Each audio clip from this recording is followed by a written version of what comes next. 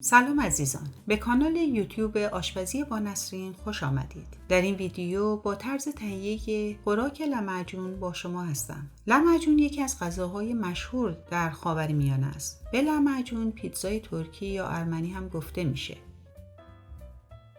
اگر حاضر هستید طرز تهیه این غذا رو با هم تماشا میکنیم.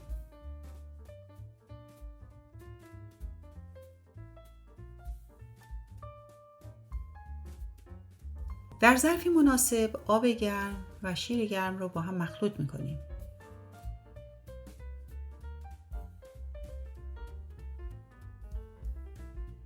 به اون مخمر و شکر رو هم اضافه میکنیم.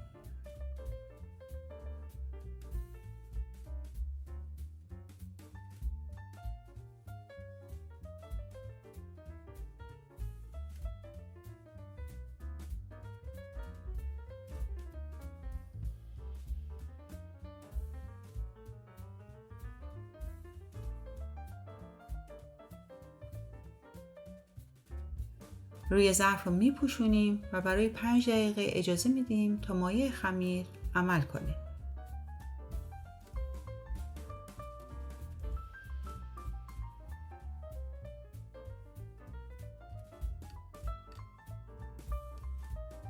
بعد از 5 دقیقه مقدار آرد مشخص شده رو یواش یواش و با کنترل اضافه میکنیم.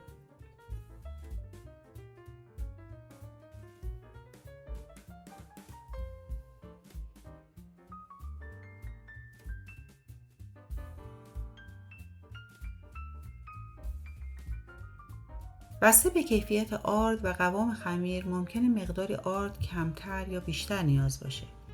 بعد نمک رو هم اضافه و به هم زدن ادامه میدیم.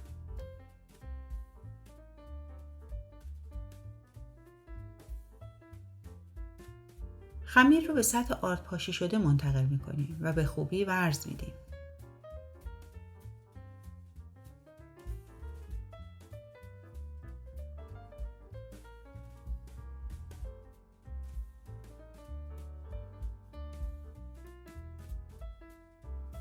شکل خمیر حاضر شده باید به گونه‌ای باشه که نهایتاً به دست بچسبه.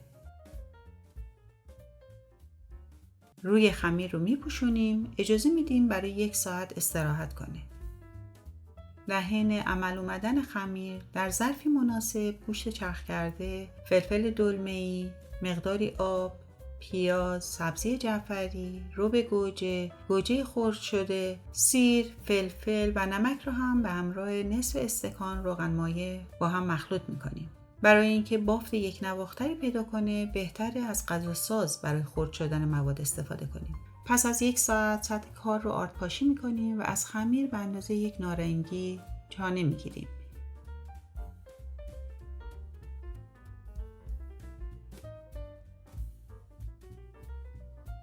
با این مقدار مواد میتونیم تا 10 تا چانه خمیر داشته باشیم.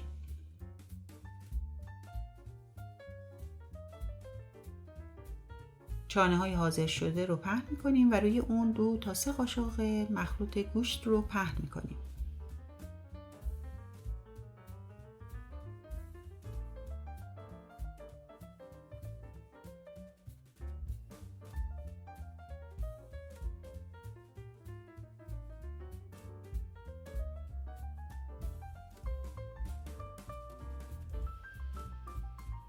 به 2 روش میتونیم لمعجونا رو حاضر کنیم.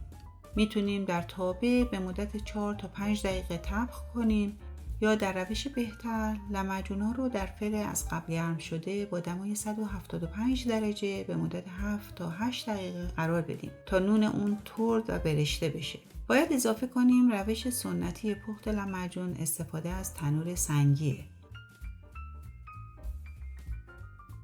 نوش جان. امیدوارم شما هم این غذای خوشمزه رو تهیه کنید و از نتیجه کارتون راضی باشید. خوشحال میشم تجربیاتتون رو از نحوه پخت این غذا با من به اشتراک بگذارید.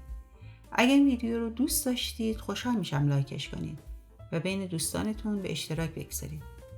اگر هنوز عضو کانال یوتیوب من نشدید لطفاً همین الان روی دکمه سابسکرایب و زنگ کنار آن کلیک کنید.